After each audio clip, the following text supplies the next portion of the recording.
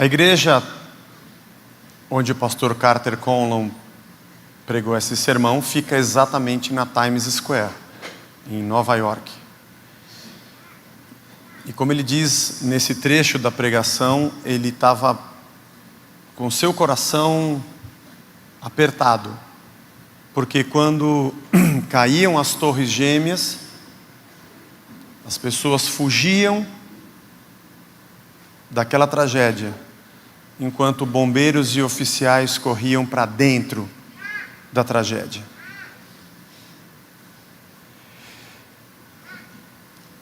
Nós corremos do quê e corremos para onde? E ele faz uma analogia de que nós devemos correr pela nossa vida e nos afastarmos daquilo que tem nos matado. O tema de hoje, desse domingo, no Periago, é a dor causada pela própria religião. Eu sempre digo que esse vídeo do pastor Carter Conlon, aliás, a pregação inteira dele você encontra no YouTube. Nós temos no nosso canal da igreja esse vídeo, que é um pequeno trecho.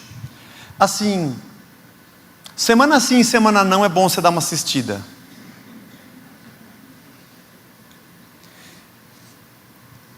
Porque, o que nós estamos fazendo aqui, irmãos? Qual o propósito desse nosso ajuntamento? E qual a expectativa que nós temos desse ambiente, ou desse prédio no qual chamamos igreja? Ao qual chamamos igreja. E o que esse tipo de ambiente tem causado de dor para mim e para você? Quantas dores nós carregamos, e quantas mágoas nós temos, que foram acumuladas, enquanto estávamos dentro de um lugar que supostamente existe para remover de nós as dores e as mágoas. Mateus capítulo 23, não abra, fique como você está, vai estar na tela, só acompanhe, depois em casa você lê. Jesus falou às multidões e aos seus discípulos, dizendo: na cadeira de Moisés se assentaram os escribas e fariseus, portanto façam e observem tudo o que eles disserem a vocês, mas não os imitem em suas obras, porque dizem e não fazem. Atam fardos pesados e difíceis de carregar, e os põem sobre os ombros dos outros, mas eles mesmos nem com o dedo querem movê-los. Praticam todas as suas obras a fim de serem vistos pelos outros, pois alargam os seus filactérios, alongam as franjas das suas capas, gostam do primeiro lugar nos banquetes e das primeiras cadeiras nas sinagogas, as saudações nas praças, de serem chamados de mestre, mas vocês não serão chamados mestre, porque só um é vosso mestre, o mestre de vocês, e todos vocês são irmãos. Aqui na terra não chamem a ninguém de pai, porque só um é vosso pai, o pai de vocês, aquele que está nos céus. Nem queiram ser chamados de guias, porque só um é vosso guia, o guia de vocês, o Cristo. Mas o maior entre vocês será o servo de vocês. Quem se exaltar será humilhado, e quem se humilhar será exaltado. Ai de vocês, escribas e fariseus hipócritas, porque vocês fecham o reino dos céus diante das pessoas, pois vocês mesmos não entram e nem deixam entrar os que estão entrando.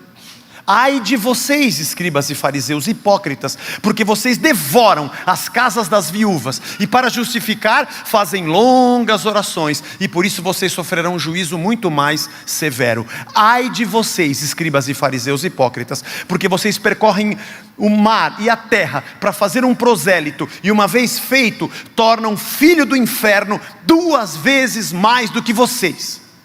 Ai de vocês, guias cegos, que dizem: se alguém jurar pelo santuário, isso não tem importância, mas se alguém jurar pelo ouro do santuário, fica obrigado pelo que jurou. Seus tolos e cegos.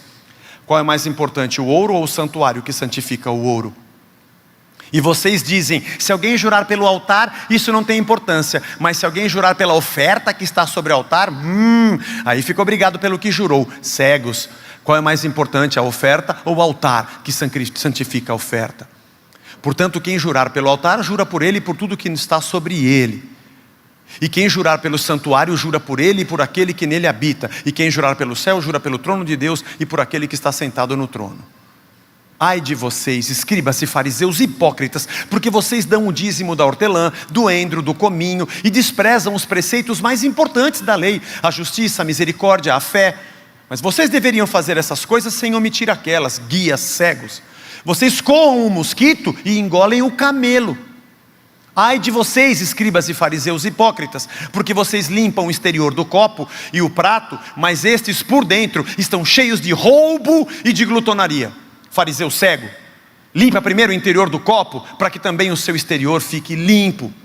Ai de vocês, escribas e fariseus hipócritas, porque vocês são semelhantes aos sepulcros, pintados de branco, porque por fora se mostram belos, mas interiormente estão cheios de ossos, de mortos e de toda a podridão.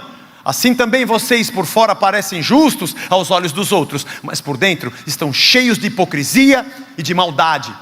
Ai de vocês, escribas e fariseus hipócritas, porque vocês edificam os sepulcros dos profetas, enfeitam os túmulos dos justos e dizem: se nós tivéssemos vivido nos dias dos nossos pais, não teríamos sido os seus cúmplices quando mataram os profetas. Assim, vocês dão testemunho contra si mesmos de que são filhos dos que mataram os profetas. Portanto, tratem de terminar aquilo que o pai de vocês começaram. Serpentes, raça de víboras, como esperam escapar da condenação do inferno? Por isso, eis que eu lhes envio profetas, sábios e escribas. Uns vocês matarão, a outros crucificarão, e a outros ainda vocês açoitarão nas sinagogas, e perseguirão de cidade em cidade, para que recaia sobre vocês todo o sangue justo derramado sobre a terra, desde o sangue do justo Abel, até o sangue de Zacarias, filho de Baraquias, a quem vocês mataram entre o santuário e o altar. Em verdade lhes digo, que todas estas coisas hão de vir sobre a presente geração. Irmãos, como eu queria ter bastante tempo para falar desse texto. Jesus fala sobre escribas e fariseus, uma classe de profundos conhecedores da lei, que colocavam sobre as pessoas o peso do cumprimento dos 613 mandamentos, sem um pingo de misericórdia. Aliás, fariseus e escribas acreditavam que a salvação estava no equilíbrio, ou melhor, no desequilíbrio entre boas obras e más obras. Como se as pessoas conquistassem a benevolência de Deus pelo cumprimento de leis e mandamentos. A liderança religiosa tem uma tentação que nenhum outro tipo de liderança tem. Líderes comuns podem pensar que são deuses, isso acontece muito. Líderes políticos, alguns deles não pensam que são deuses, têm certeza que são. São os mais psicopatas dos psicopatas. Mas a liderança religiosa, um líder religioso não acha que é Deus. Ele é pior do que isso. Ele se acha acima de Deus. Sim, porque ele já conhece os subterfúgios da religião. Ele marca dia para Deus agir. Marca o dia da vitória, a noite do poder, o dia da cura, o dia do livramento. Ele se sente no poder de mandar Deus fazer as coisas que devem ser feitas. Por isso tem gente tão arrebentada e machucada com as falsas mentiras e hipocrisia de líderes assim. Gente que com seus rituais espiritualescos conseguem ordenar o que querem ou pensam que fazem. Porque a liderança religiosa acha que está sobre Deus e o comanda. Criam mecanismos de controle de pessoas, mecanismos de controles espirituais, perderam a sensibilidade, não são mais sinceros nem verdadeiros, perderam a humildade, perderam o temor, perderam a compaixão, se esqueceram da graça, criaram impérios, esfolam pessoas. Oh, que grande líder religioso, que grande, vamos falar evangélico, né? Que grande ministério ele construiu com o quê? Com o seu suor? Ou com a casa das viúvas, que você entra para fazer longas orações e devora a casa dela? A viúva na cultura judaica deveria ser tratada como alguém que tinha que ser adotada. Ela não tinha pensão, ela não tinha ninguém. Aliás, a viúva, o pobre, o órfão e o estrangeiro, os 4 desfavorecidos que a cultura judaica e a religião judaica ensinava o povo, que esses deveriam ser acolhidos.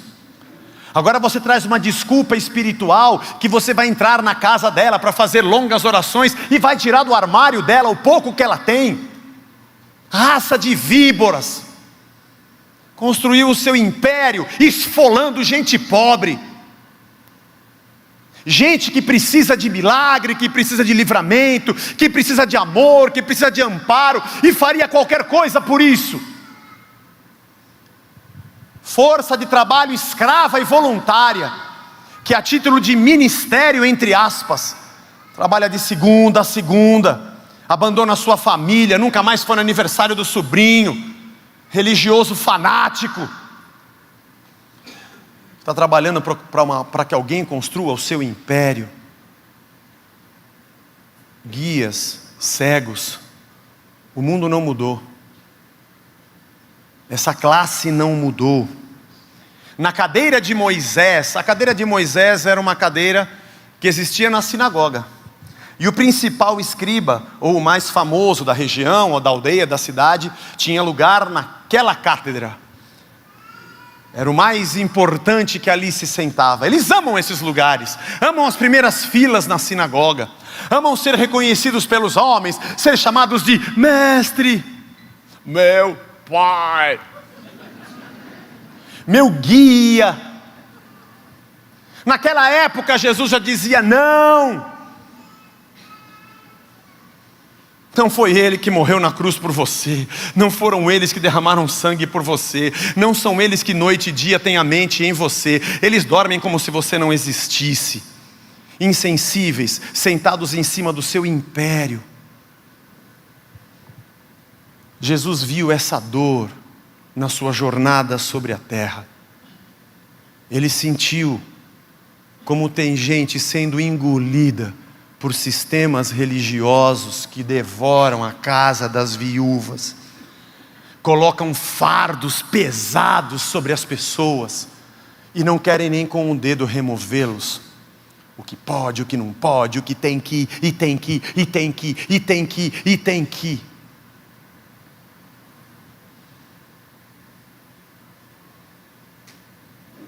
E a multidão dos desgraçados se esfolam para sustentar a família imperial. A história não mudou.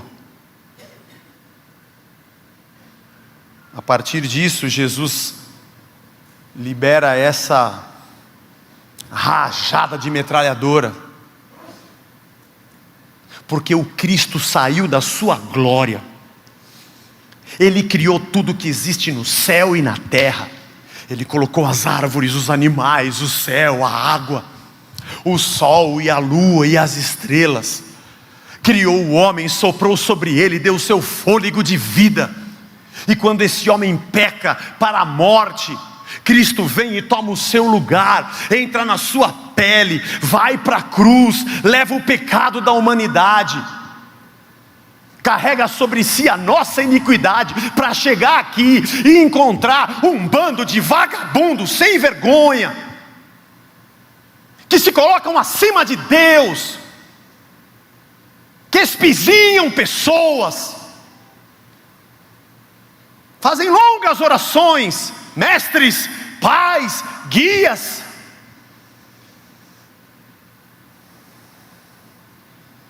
Acho que Cristo olha e fala: o que esses caras estão pensando? Como é que é? Você é o pai, você é o guia, você é o mestre. O que você fez para isso? Talvez muitos de nós que estamos aqui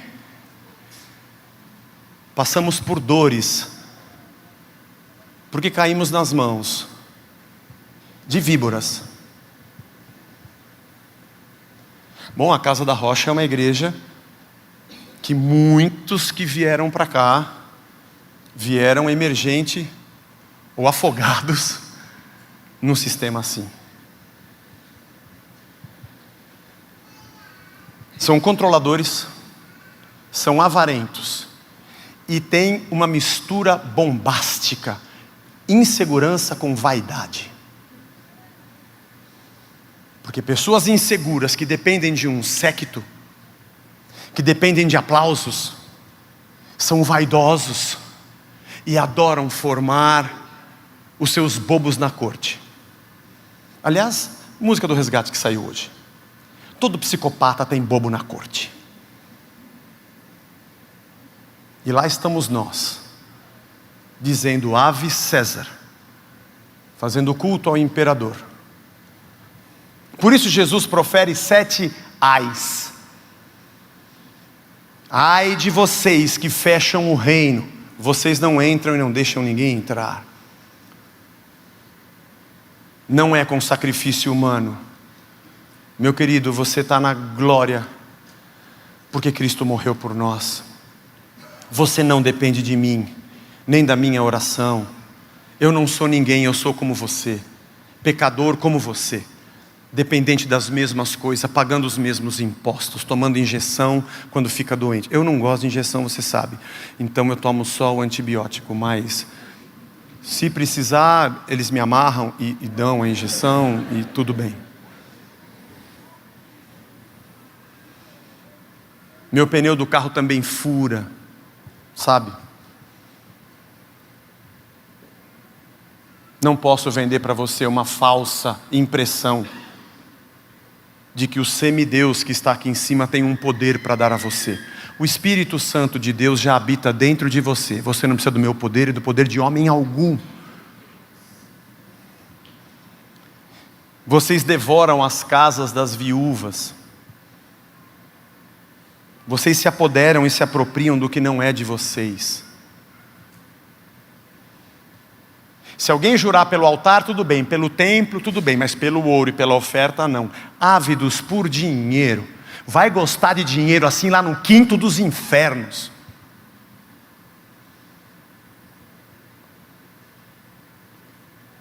É sempre importante que alguém dê testemunho da sua prosperidade, para que o pobre povo não fique acreditando que só aquele que está à frente é o que tem prosperidade.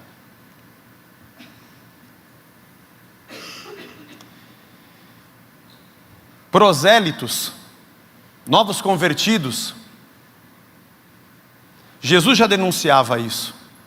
Vocês não convertem uma pessoa para que ele seja livre em Deus, mas sim para que seja mais um fanático no exército de fanáticos que vai dizer Ave César e ser um filho do inferno 2 vezes pior do que vocês.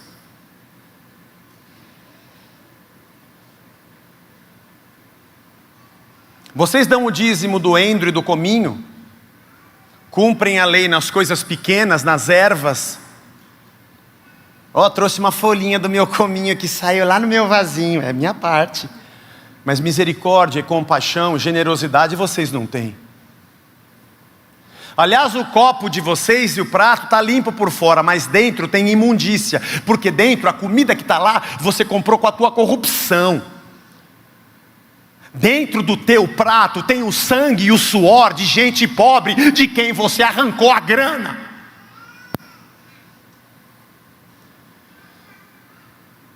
Deus tenha misericórdia. Eles precisam saber que Deus pode ouvi-los em qualquer lugar, que o sangue da cruz de Cristo nos tornou livres, que ninguém pode cobrar para me dar aquilo que Deus já me deu de graça. Cristo conquista na cruz de graça para o homem. Daqui, Jesus, deixa que eu entrego para eles, viu? De graça, obrigado, Deus abençoe, Jesus. Galera, oferta de R$1.000 para cada um para ter.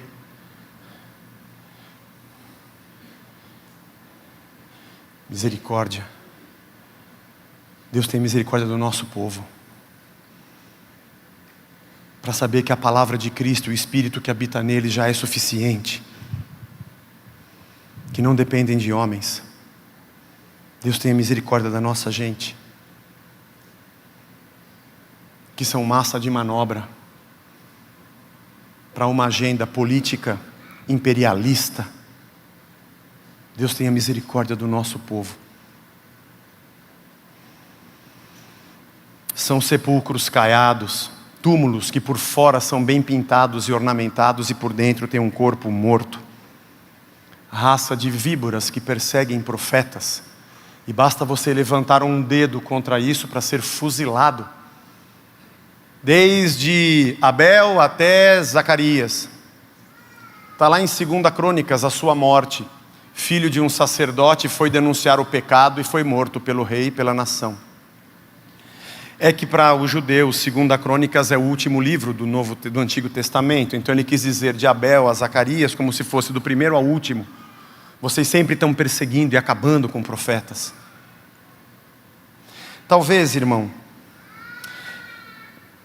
talvez você tenha passado por situações que massacraram tua alma e a tua mente. Eu sei o que é isso. Por um momento a gente é meio que programado no cérebro para reproduzir uma fé que a gente nem questiona. Até o momento em que a gente começa a perceber que tem mais feridas do que benefícios. E de que a gente está ajuntando para um alguém que não é o quem verdadeiro. Que projetamos a nossa fé em sistemas e pessoas que na verdade nos destroem. Jesus, quando esteve entre nós no seu periago, ele entendeu isso. Aliás, ele viu e ele sentiu isso. Porque Jesus foi julgado por religiosos. Foram homens desse naipe que ajudaram a turba a gritar: crucifica-o.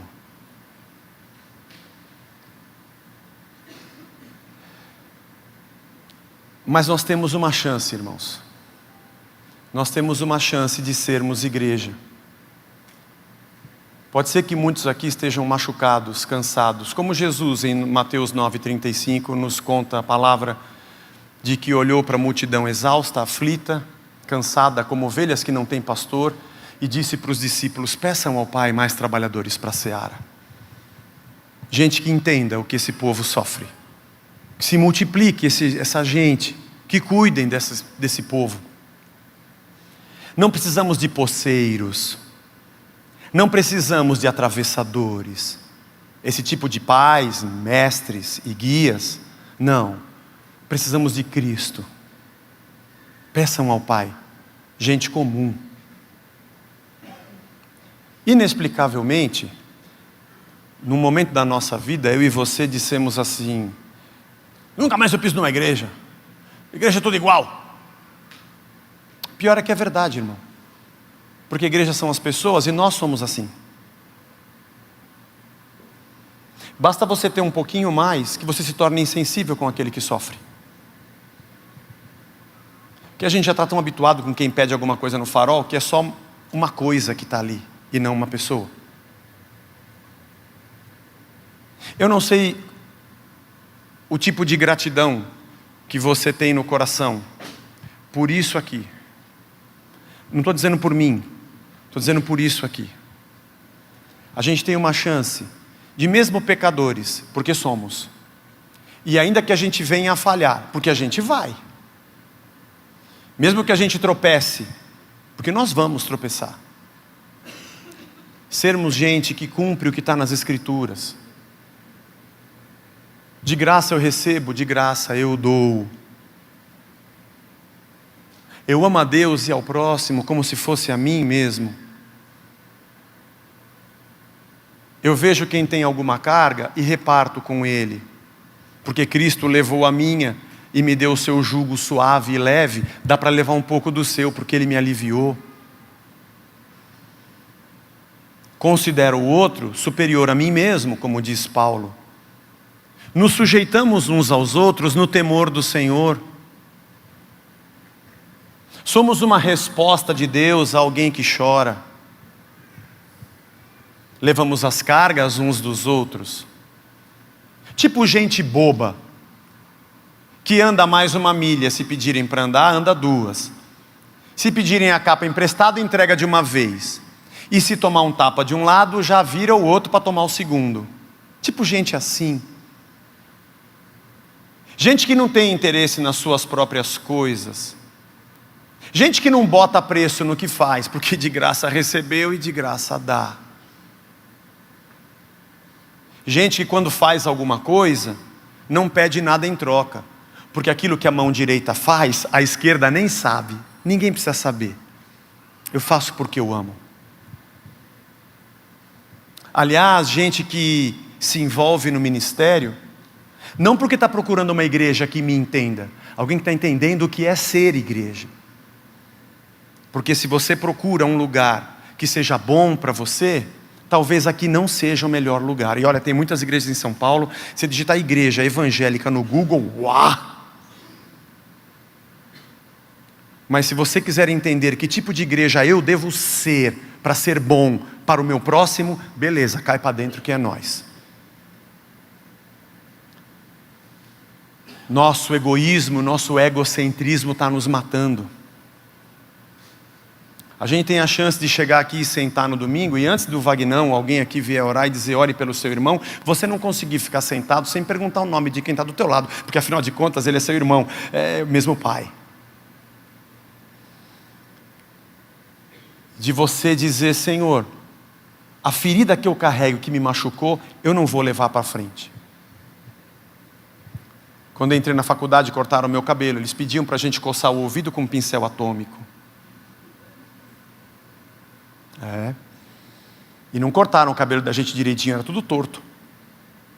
E a gente tinha que fazer pedágio ainda na rua, para pagar a cerveja dos veteranos. Naquela época eu não bebia cerveja, irmão, olha o quanto que eu perdi. Você bebe agora, Zé?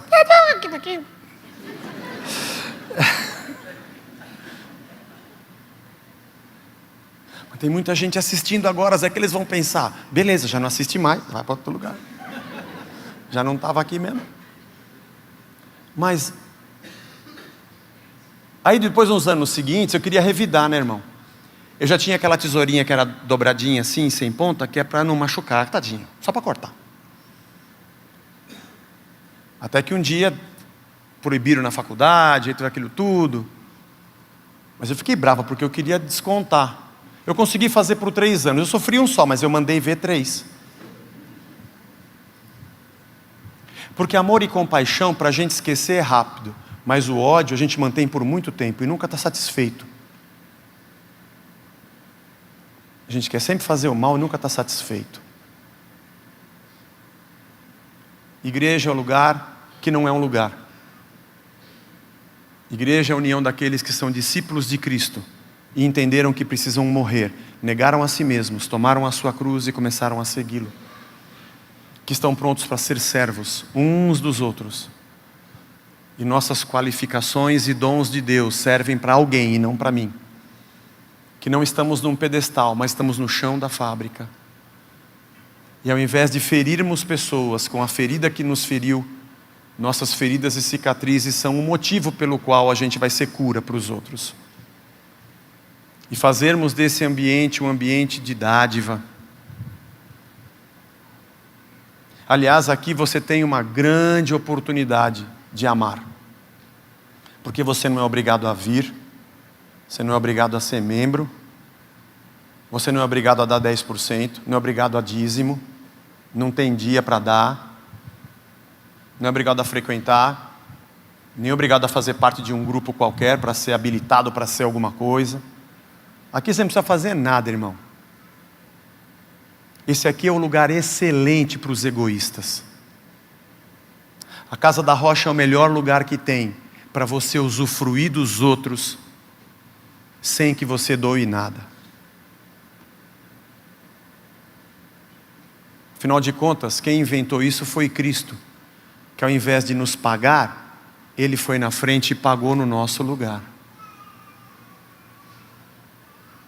E quando a gente pergunta para Ele, Senhor, o que eu preciso fazer para pagar o que o Senhor fez por mim? Ele diz, não dá. Não dá. Ninguém conseguiria, só eu conseguiria fazer isso. Mas o Senhor me perdoou, o que eu faço agora? Vai, não peca mais. Zaqueu, mas eu acho que eu errei demais. Reparte com a galera agora, já estou indo.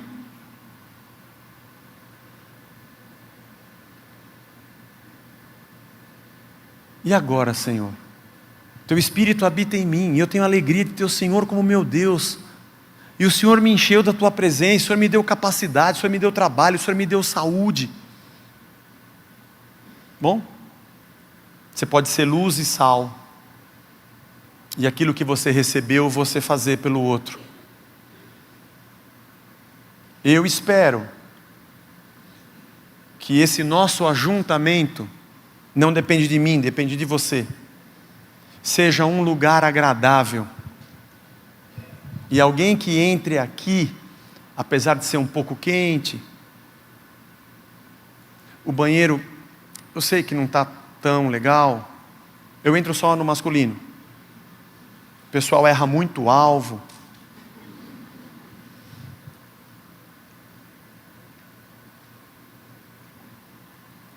Mas ele não sinta-se abraçado pelo conforto do lugar, mas pelo aconchego da gente que está aqui dentro.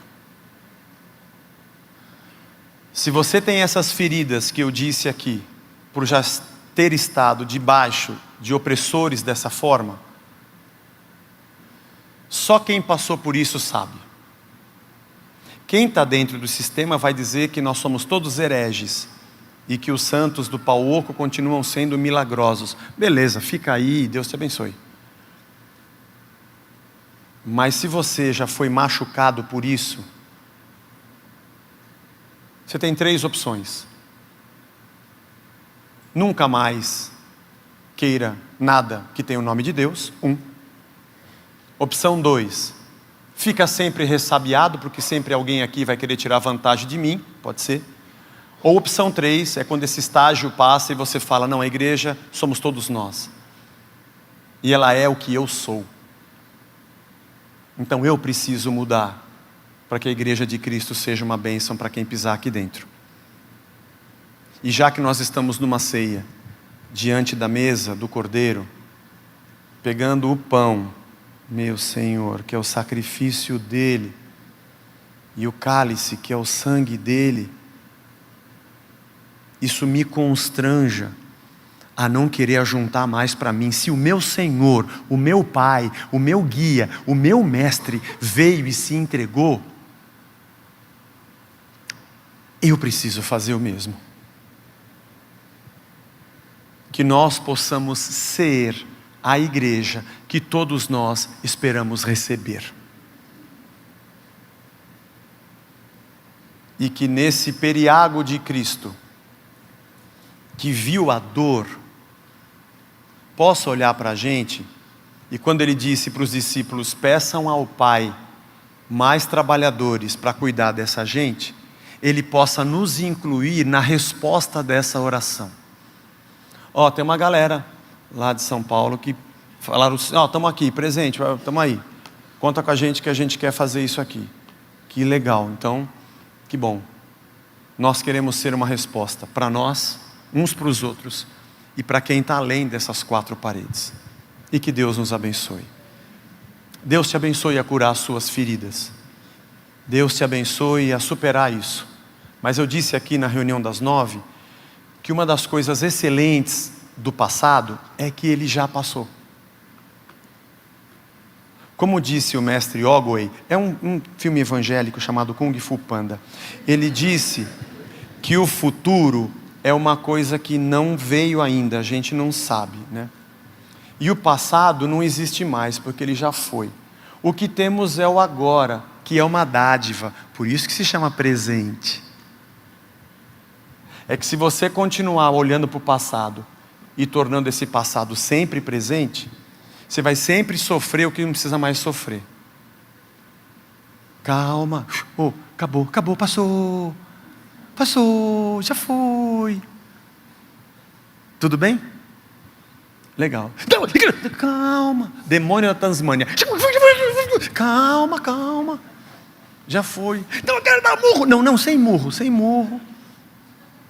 Calma, passou. Talvez você precise desabafar bastante. O Dr. Darcy fala, quanto mais a gente fala, mais você é livre. Vai lá, tem o Darcy e a Marta. Você pode fazer uma terapia, e eles também são cristãos. E você vai, todas as sessões, vai contar a mesma história por umas 50 vezes. Você vai se sentir melhor. da raiva que você tem. Tem até uns salmos imprecatórios que você pode fazer uma reza deles. Só eu quero que o filho da Babilônia sejam batidos contra as rochas, que Deus seja isso, que sangue dele. Tem uns salmos assim. Aí você pega lá do Velho Testamento e usa para te curar. Entendeu? E aí quando passar, vem para cá. Tem muita coisa para fazer.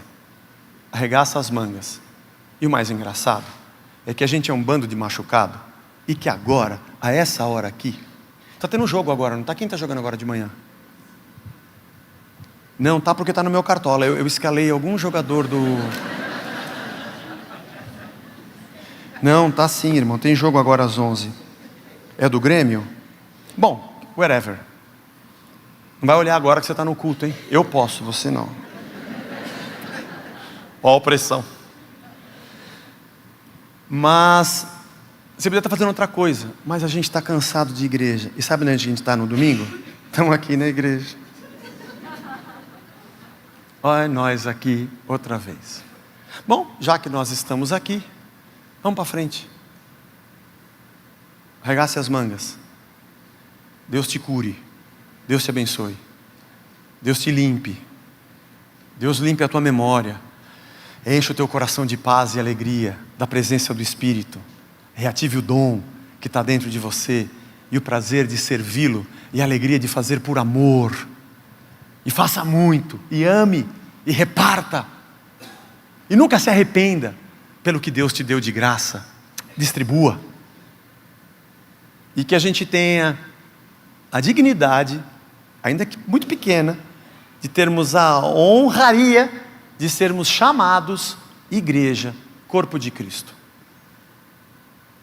Para encerrar, eu brinquei aqui que tem aqueles programas de televisão que colocavam um capuz na personalidade e o cara fazia alguma coisa para o pessoal descobrir quem era. Não sei se já viu, é coisa antiga de Silvio Santos, né? Então se era um pintor, se era um escritor, ou se era um jogador com a bola, tinha que adivinhar quem estava encapuzado. Porque o talento a gente está vendo, só não sabe quem é porque a gente não consegue ver a cabeça. Igreja é assim. É o lugar que as pessoas entram e elas veem o amor, a compaixão, a paz, a amizade, a alegria. Eles não conseguem ver o cabeça, eles só veem o corpo. Mas pelo que o corpo faz, eles conseguem imaginar quem deve ser o cabeça. Tem alguns lugares que as coisas que o corpo faz não faz a gente pensar que o cabeça é Cristo. Mas a gente tem a chance, irmãos, de sermos igreja e sermos um sinal do reino para quem ainda não conhece. Senhor Jesus, nos abençoa. Obrigado, meu Deus, pela tua misericórdia e pela tua graça. De pensar, Senhor, que essas atrocidades não estão longe de nós, porque nós somos pecadores e capazes de fazer a mesma coisa. Se a gente não vigiar, nosso coração enganoso e desesperadamente corrupto cai no mesmo pecado.